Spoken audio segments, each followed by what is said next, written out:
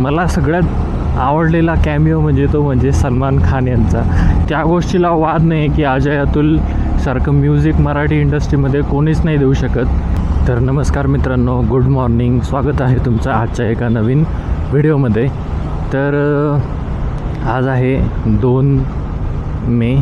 काल होता महाराष्ट्र दिन म्हणजे 1 मे 2026.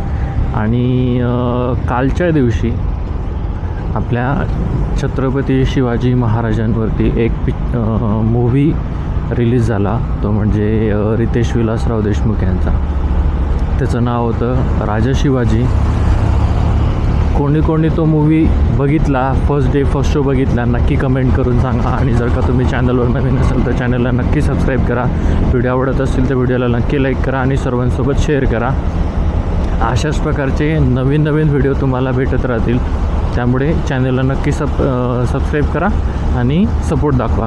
तर विषय असा होता, काल फर्स्ट शो होता आणि मराठी चित्रपट असल्यामुळे बघायचा तर असतोच. आणि त्यातल्या त्यात म्हणजे रितेश देशमुख आणि स्वराज्याचे पहिले छत्रपती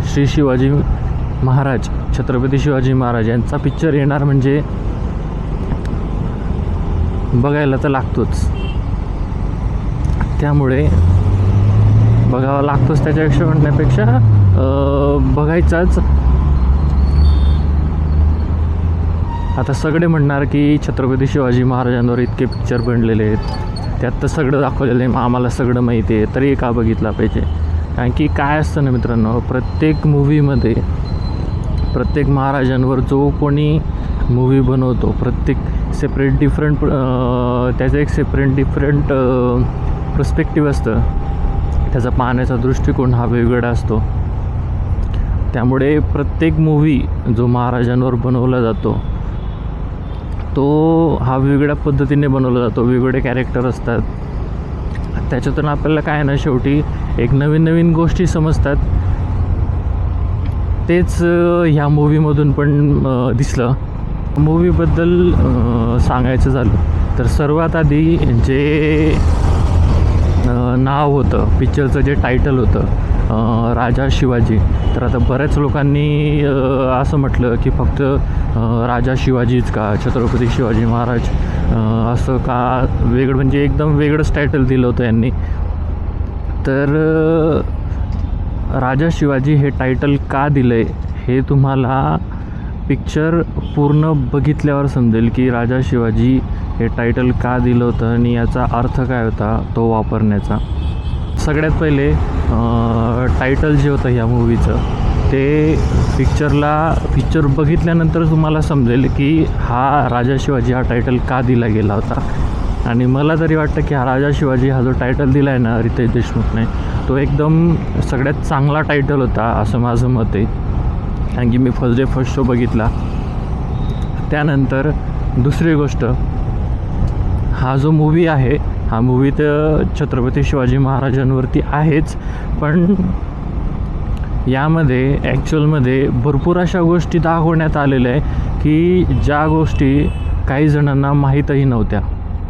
म्हणजे भरपूर अशा गोष्टी मी जेव्हा बघितल्या ना की त्या जाणवलं की ह्या गोष्टी मला पण माहीत नव्हत्या. त्यानंतर सांगायचं झालं तर सगळ्यात महत्त्वाचं म्हणजे कास्टिंग. प्रत्येक कॅरेक्टरची कास्टिंग एक सेपरेट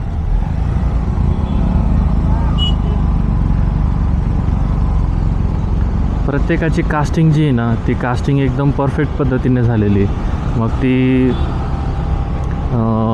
स्वतः छत्रपती शिवाजी महाराजांचा रोल असो, रितेश देशमुखांचा, त्याच्यानंतर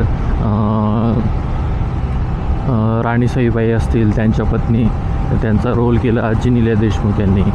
त्यानंतर मग राजमाता जिजाऊ यांचा रोल केला होता भाग्यश्री मॅडम यांनी. तर असे प्रत्येक रोल जे आहेत, अफजल खान असो किंवा मग बाकीचे जेवढे कॅरेक्टर असतील, सगळ्यांनी पूर्ण जीव ओतून ह्या पिक्चरमध्ये काम केले. आणि रितेश देशमुख यांनी ते त्यांच्याकडून करूनसुद्धा घेतलेले. त्यामुळे पिक्चर तर खूप चालणार आहे असं माझं मत आहे. त्यानंतर स्टोरीबद्दल सांगायचं झालं तर पूर्ण स्टोरी तर मी नाही सांगणार तुम्हाला, बट एवढं सांगेल की फक्त छत्रपती शिवाजी महाराजांवर हा मूवी नाही आहे. यामध्ये छत्रपती शिवाजी महाराजांच्या जन्माअगोदर काय काय परिस्थिती होती, काय जनतेसोबत रयतेसोबत काय काय प्रॉब्लेम फेस करावे लागले जेव्हा हा अफजल खान होता, तिकडनं औरंगजेब होता. असे भरपूर सारे जण होते की जे कंटिन्युअसली मराठा साम्राज्यावर आक्रमण करत राहायचे आणि मराठा जे सरदार असतील त्यांना आपल्यामध्ये खेचून घ्यायचे, पण आपल्या लोकांनाही जबरदस्ती त्यांच्या झेंड्याखाली खांब करावा लागायचा. बस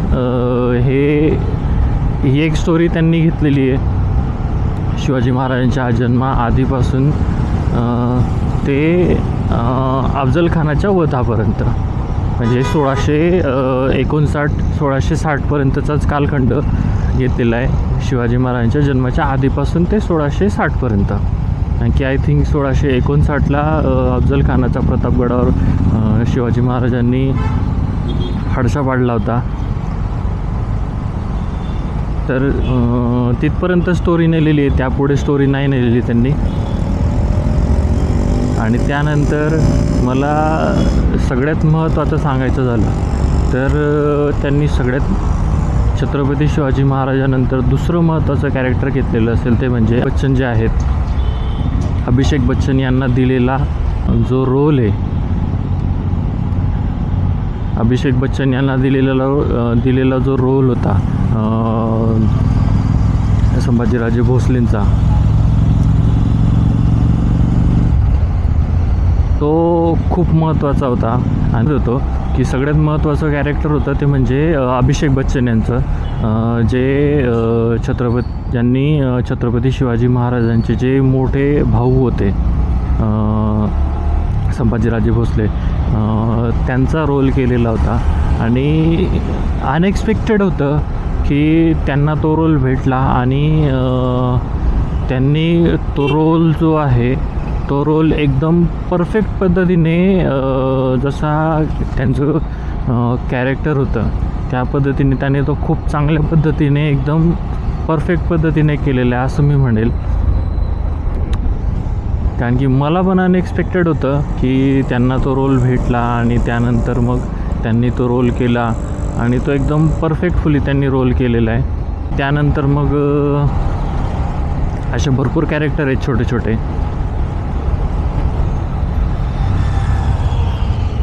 आणि त्यानंतर सगळ्यात महत्त्वाचा जो कॅरेक्टर होता, ज्यावर पूर्ण पिक्चर हा बनला होता, तो म्हणजे प्रतापगडावर जो संग्राम होतो छत्रपती शिवाजी महाराज आणि अफजल खान याच्यामध्ये, तो सगळ्यात महत्त्वाचा सीन होता. की आता सगळ्यांना माहितीच आहे की छत्रपती शिवाजी महाराजांनी अफजल खानाचा फाडशा कसा पाडला, त्यामुळे परत प्रत्येकाला सांगायची गरज नाही आहे. पण त्या ठिकाणी जशा पद्धतीने दाखवायला पाहिजे होतं ना, मी तर म्हणेल त्याच्यापेक्षा त्यांनी अजून जास्त पद्धतीने दाखवलेलं आहे. आणि त्यात ओ माय गॉड, म्हणजे मी म्हणेल असा कॅमिओ करायचा ना तर अशा पद्धतीचा कॅमिओ झाला पाहिजे. तर मला सगळ्यात आवडलेला कॅमिओ म्हणजे सलमान खान यांचा, की त्यांना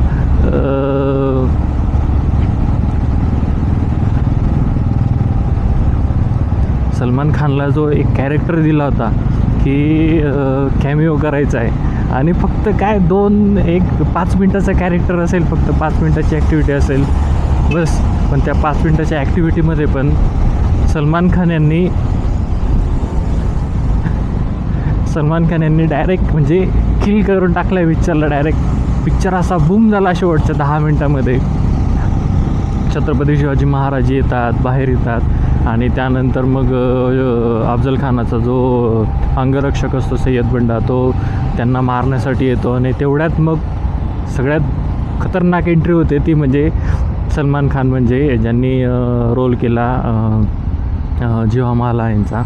आणि जशी सलमान खान यांची एंट्री होते, जसा सलमान खान यांचा चेहरा सगळ्यांना दिसतो आणि त्यांना घातलेले ते भगवे कपडे, इतकं म्हणजे इतकं त्यांनी डिटेलिंग केलेली त्या सेक्शनमध्ये, कॉस्ट्युम्समध्ये, की अक्षरशः जेव्हा सलमान खान यांची एंट्री झाली होताच थिएटरमध्ये, थिएटर तर आधीच फुल होता आणि सर्वांना माहितीच होतं की सलमान खान यांची कॅमिओ आहे किंवा छोटासा कॅरेक्टर दिलेला आहे. सगळेजण एक्सायटेड होते कारण की शेवट आलेला होता, सगळं पिक्चर संपण्यावर आलेलं होतं.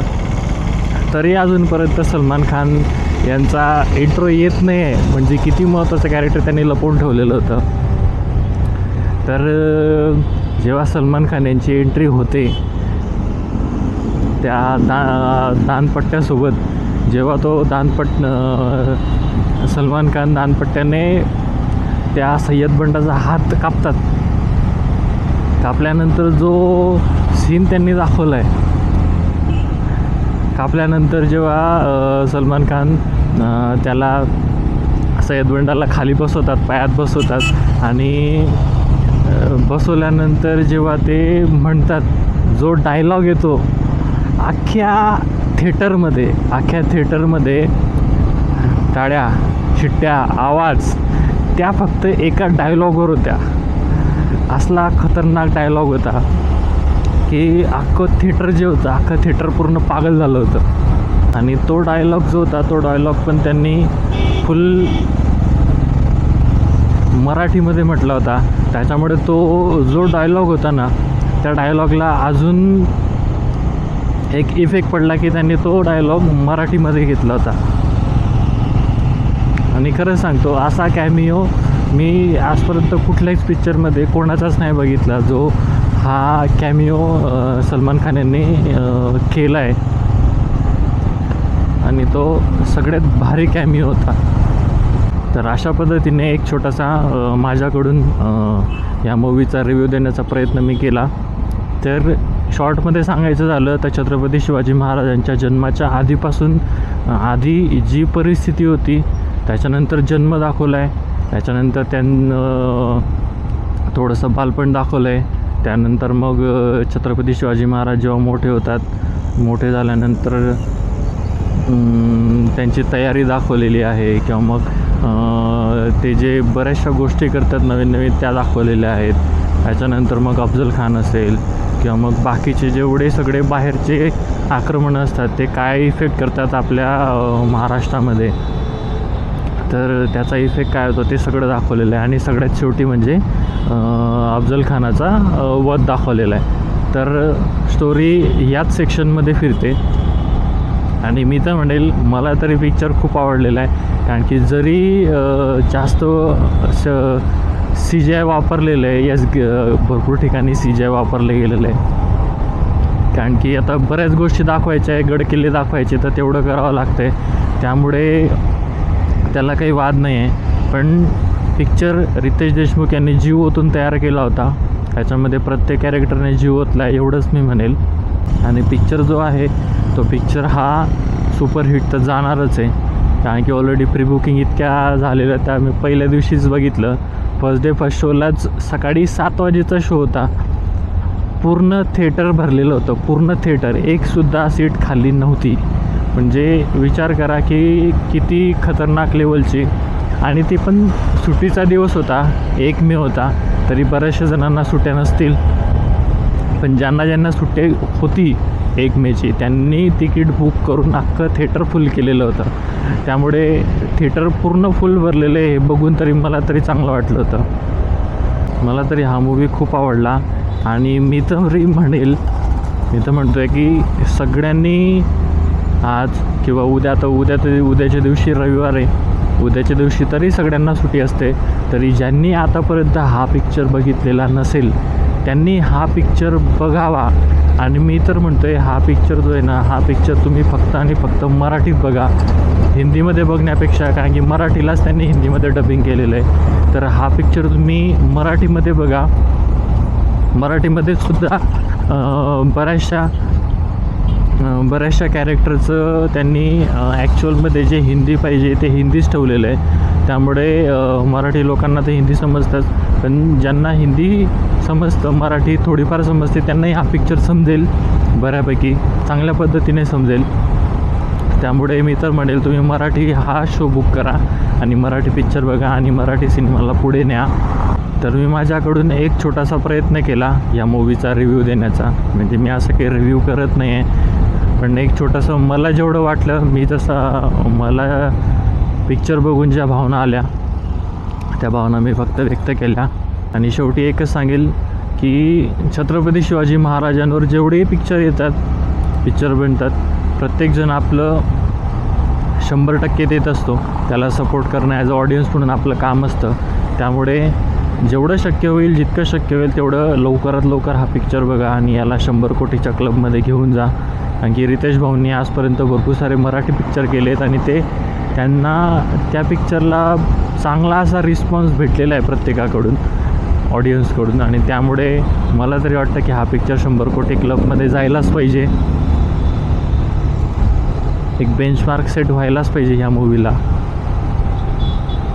त्यामुळे नक्की हा मूवी तुम्ही बघा. तर एक छोटीशी गोष्ट यामध्ये मी ॲड करतो, म्हणजे ॲड करायची राहिली माझ्याकडून.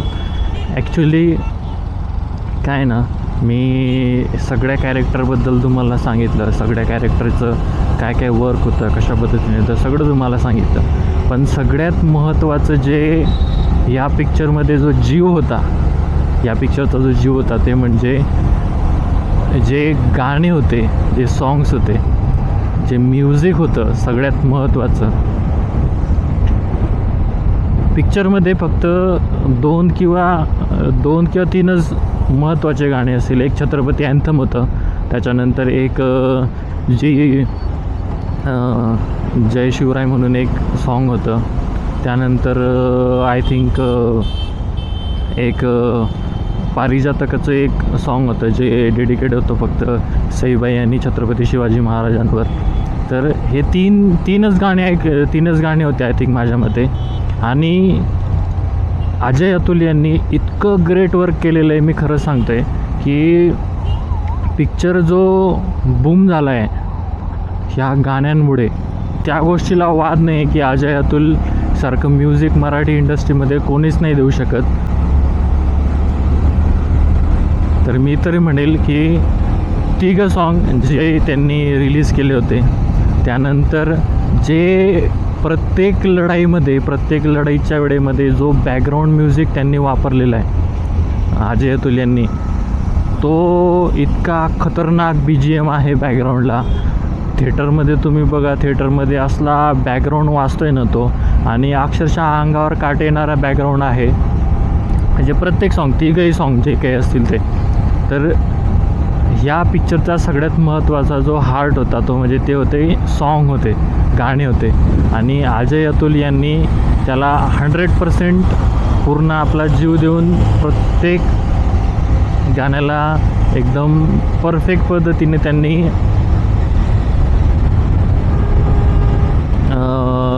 दिलं आहे. आपला 100% त्यांनी दिलेलं आहे. आणि जर का हा व्हिडिओ तुम्हाला आवडला असेल तर नक्की लाईक करा, सर्वांसोबत शेअर करा. आणि चॅनलवर नवीन असाल तर चॅनलला नक्की सबस्क्राईब करा. अशाच प्रकारचे व्हिडिओ तुम्हाला या आपल्या चॅनलवर भेटत राहतील. चला तर मग भेटूया पुढच्या एका नवीन व्हिडिओमध्ये. थँक्यू.